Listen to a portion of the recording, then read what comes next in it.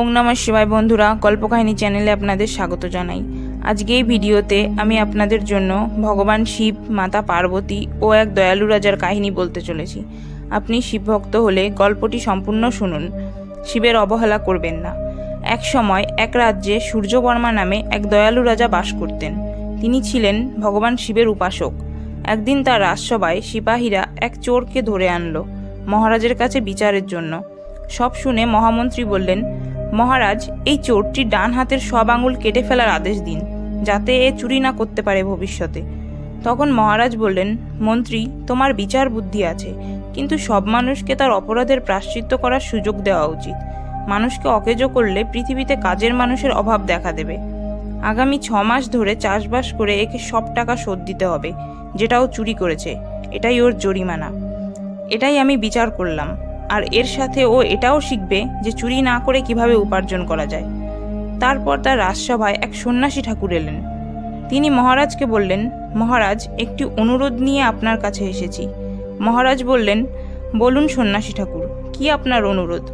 সন্ন্যাসী বললেন, মহারাজ, আমি একটি মুক্তি আশ্রম প্রতিষ্ঠা করতে চাই, কিন্তু তার জন্য সহস্র স্বর্ণমুদ্রা প্রয়োজন, যা আমার কাছে নেই। তবে আমার কাছে একটি জাদু ফল আছে। তার বিনিময়ে আপনি আমাকে সহস্র স্বর্ণমুদ্রা দিতে পারেন, তাহলে উপকার হয়। ওই ফলটি আপনাকে যে কোনো বিপদে রক্ষা করবে। তখন মহারাজা বললেন, বেশ। মহামন্ত্রী, রাজকোষ থেকে ওই সন্ন্যাসী ঠাকুরকে সহস্র স্বর্ণমুদ্রা দেওয়ার ব্যবস্থা করো। মহামন্ত্রী তাকে সহস্র স্বর্ণমুদ্রা এনে দিলেন।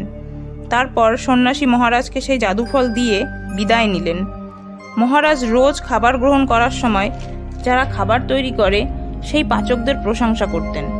মহামন্ত্রী একদিন জিজ্ঞাসা করলেন, মহারাজ, আপনি রোজ পাচকদের রান্নার এত প্রশংসা কেন করেন? মহারাজ বললেন, কাজের লোকেদের উৎসাহিত না করলে তাদের কাজের উন্নতি হয় না। একদিন এক সিপাহী এসে বলল, মহারাজ, এক ব্রাহ্মণ আপনার দর্শন প্রার্থী, খুব কান্নাকাটি করছেন। মহারাজ বললেন, এক্ষুনি নিয়ে আসো ওনাকে। ব্রাহ্মণ আসতেই মহারাজ বললেন, এত কান্নাকাটি করছো কেন? তোমার দুঃখের কারণ কি? তখন ব্রাহ্মণ বললেন, মহারাজ, আপনি আমাকে উদ্ধার করুন। আমার স্ত্রীর এক চরম ব্যাধি হয়েছে, যা কিছুতেই সারিয়ে উঠছে না। আপনার আশ্রয়ে এসেছি তাই, যদি আপনি কোনো উপায় করে দেন। তখন মহারাজ বললেন, মহামন্ত্রী, প্রহরীকে বলো সন্ন্যাসীর দেওয়া জাদুফলটি ব্রাহ্মণকে দিয়ে দিতে। তখন মহামন্ত্রী বলতেই এক প্রহরী এসে ব্রাহ্মণকে সেই জাদুফল দিয়ে দিল। তখন মহারাজ ব্রাহ্মণকে বললেন, ওই জাদুফলটি তোমার স্ত্রীকে খাওয়ালেই সে সুস্থ হয়ে উঠবে। তখন মন্ত্রী বললেন, মহারাজ, সহস্র স্বর্ণমুদ্রার বিনিময়ে লাভ করা ওই জাদুফল আপনি ব্রাহ্মণ পত্রীর জন্য দিয়ে দিলেন। মহারাজ বললেন, মন্ত্রী, সহস্র স্বর্ণমুদ্রা একটি প্রাণের তুলনায় খুবই তুচ্ছ। ব্রাহ্মণ পত্নী যদি মৃত্যুর মুখ থেকে ফিরে আসতে পারে, সেটাই ভালো হবে। তারপর একদিন মহারাজ মহামন্ত্রী ও সিপাহীদের নিয়ে ঘোড়া ছুটিয়ে বাইরে রাজ্য পরিদর্শন করার উদ্দেশ্যে গেলেন। যেতে যেতে ওনারা এক সুন্দর মনোরম জায়গা দেখে বিশ্রাম নিলেন। সেখানে সেই সন্ন্যাসী ঠাকুরের দেখা পেলেন। সন্ন্যাসী এসে বললেন, মহারাজ, আমি জ্ঞাত হয়েছি যে আপনি আমার দেওয়া জাদুফল এক ব্রাহ্মণকে দান করেছেন। মহারাজ বললেন, হ্যাঁ সন্ন্যাসী ঠাকুর, ওনার স্ত্রীর জীবন মরণের প্রশ্ন ছিল, তাই আমি ফলটি তাকে দিয়ে দিয়েছি। সন্ন্যাসী বললেন, মহারাজ, আপনি যদি আবার ওই জাদুফল নিতে চান, তবে আপনাকে আমার মুক্তি আশ্রমে আসতে হবে। তবে এবার কোনো মূল্য লাগবে না। এই বলে সন্ন্যাসী চলে গেলেন। তারপর মহারাজ মনস্থির করলেন যে তিনি ওই জাদুফল প্রাপ্ত করতে মুক্তি আশ্রমের উদ্দেশ্যে রওনা দেবেন। তারপর দিন সকালে তিনি এক সাগরের তীরে এসে পৌঁছালেন এবং এক মাঝিকে বললেন, তুমি কি আমাকে মুক্তি আশ্রমের পথ বলতে পারো? মাঝি বলল, কে আপনি? মুক্তি আশ্রমের পথ খুবই বিপদসংকুল ও কষ্টসাধ্য। মহারাজ বললেন, আমি রাজা সূর্যবর্মা। মাঝি, আমি সেখানে যেতে চাই, আমাকে নিয়ে যেতে পারবে? মাঝি বলল, ওই দেখুন, ওই যে মাঝ সাগরের দ্বীপে যে মন্দিরের চূড়া দেখা যাচ্ছে, ওটাই মুক্তি আশ্রম। এখানে আমার একটা নৌকাই আছে। যদি জীবনের ঝুঁকি নিয়ে যেতে চান, তাহলে আমার নৌকায় উঠে পড়ুন। তখন মহারাজ সেই মাঝির নৌকায় চড়ে বসলেন। মাঝি জিজ্ঞাসা করল, মহারাজ, আপনি কি সন্ন্যাসী শুভামিত্রের সাক্ষাৎ পেয়েছিলেন? মহারাজ বললেন, এ প্রশ্ন কেন করছো? মাঝি বলল, আপনি মুক্তি আশ্রমের কথা বললেন কি না? তাই মুক্তি আশ্রম তো তারই প্রতিষ্ঠা, একমাত্র সেখানেই তো জাদুফল পাওয়া যায়।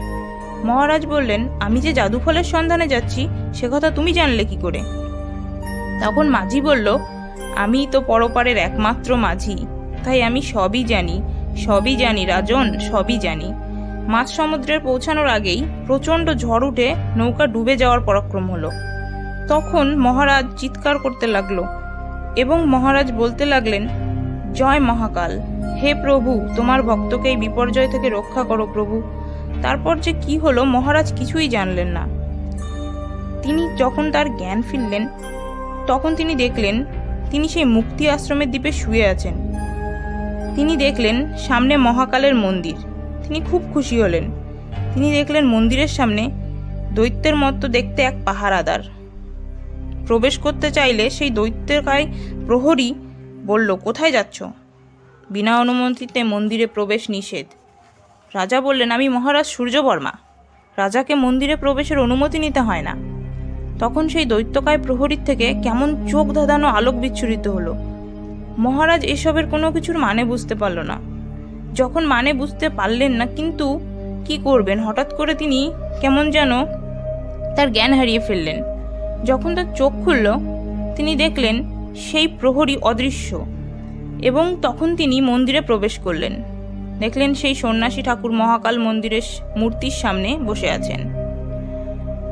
তিনি সন্ন্যাসী ঠাকুরকে প্রণাম জানালেন এবং বললেন, এই কি আপনার সেই মুক্তি আশ্রম? সন্ন্যাসী বললেন, হ্যাঁ রাজন, এই আমার মুক্তি আশ্রম। মহারাজ সূর্যবর্মা বললেন, সন্ন্যাসী ঠাকুর, আপনার কথা মতো আমি জাদুফল প্রাপ্ত করার উদ্দেশ্যে এখানে এসেছি। সন্ন্যাসী বললেন, এটি খুবই দুর্লভ। আপনি বহু কষ্ট স্বীকার করে জাদুফলের আশায় আজ আমার অতিথি, তাই একটি জাদুফল আপনার পুরস্কার স্বরূপ আপনাকে প্রদান করলাম। মহারাজ জাদুফল নিয়ে মন্দিরের বাইরে আসতেই দেখলেন এক স্ত্রী তার স্বামীর জন্য কান্নাকাটি করছে। তার স্বামী মৃত্যুশয্যায় শায়িত। মহারাজ সূর্যবর্মা বললেন, কি হয়েছে মেয়ে, তুমি কোথা থেকে এসেছো? সেই নারী বললেন, আমি রাজা সূর্যবর্মার রাজ্যের প্রজা। আমার বাবা মা কেউ নেই। আমার স্বামী আমাকে বিয়ে করে উদ্ধার করেছিলেন, আজ তিনিও মৃত্যুশয্যায় শায়িত। আমি কিভাবে বাঁচব, কে দেখবে আমাকে, এসব বলে খুব কান্নাকাটি করতে লাগলো। তখন মহারাজ সূর্যবর্মা ভাবলেন, এ তো আমার রাজ্যেরই মানুষ, এর বিপদে সাহায্য করা আমার কর্তব্য। এই ভেবে তিনি সেই নারীকে বললেন, শোনো মেয়ে, আমিই রাজা সূর্যবর্মা, তুমি আমার রাজ্যের মানুষ, তোমাকে সাহায্য করা আমার দায়িত্ব। এই ফলটি তুমি নাও, এই ফলের গুণে তোমার স্বামী সম্পূর্ণ সুস্থ হয়ে উঠবে। এই বলে তিনি সেই ফলটিকে সেই নারীর কাছে দিয়ে দিলেন। তারপর তিনি হঠাৎ দেখলেন সেই শায়িত পুরুষ আর সেই নারী স্বয়ং মহাদেব আর মাতা পার্বতীর রূপ ধারণ করলেন। তখন ভগবান শিব বললেন, রাজা সূর্যবর্মা, অসাধারণ তোমার ত্যাগের কাহিনী। সহস্র স্বর্ণমুদ্রা দিয়ে নেওয়া জাদুফল অনায়াসে ব্রাহ্মণকে দান করেছ, তাই আবারও তোমার ত্যাগের পরীক্ষা নেওয়ার জন্য সন্ন্যাসী শুভামিত্রকে তোমার কাছে পাঠিয়েছিলাম। কিন্তু এইবার নিজের প্রাণ বিপন্ন করে সংগ্রহ করা পুরস্কার, ওই জাদুফল তুমি অনায়াসে দুঃখী মহিলাকে দিয়ে দিলে। এতে আমরা আশ্চর্য হয়ে গেছি।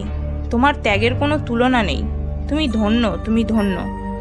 তারপর ভগবান শিব আরও বললেন, শোনো সূর্যবর্মা, কোনো মানুষ যদি দান ধর্ম পালন করে, সবসময় কোনো কিছুর মোহ লোভ না করে ত্যাগ করতে প্রস্তুত থাকে, সর্বদা অন্যের বিপদে সাহায্য করে, ভগবান সবসময় তার সহায় থাকেন। ভগবান সেই ভক্তের পরীক্ষা নেয় অনেক, কিন্তু তার সঙ্গ কখনো ত্যাগ করে না। তখন মাতা পার্বতী বললেন, যাও রাজন, নিজের রাজ্যে ফিরে যাও। আমরা তোমার প্রতি খুবই প্রসন্ন হয়েছি, তোমাকে আশীর্বাদ করছি। তোমার রাজ্যের মানুষ সর্বদা সুখে থাকবে। তোমার রাজ্যের মানুষেরা চিরকাল তোমাকে শ্রেষ্ঠ রাজা বলে সম্মান করবে। এই বলে মহাদেব আর মাতা পার্বতী অন্তর্ধান হয়ে গেলেন। তো বন্ধুরা, কেমন লাগলো আজকের কাহিনী? কমেন্ট বক্সে অবশ্যই লিখে জানান। গল্পটি ভালো লাগলে ভিডিওটি লাইক করুন, বন্ধুদের সাথে শেয়ার করুন, আর আপনাদের চ্যানেল গল্প কাহিনী সাবস্ক্রাইব করতে ভুলবেন না। জয় ভোলেনাথ।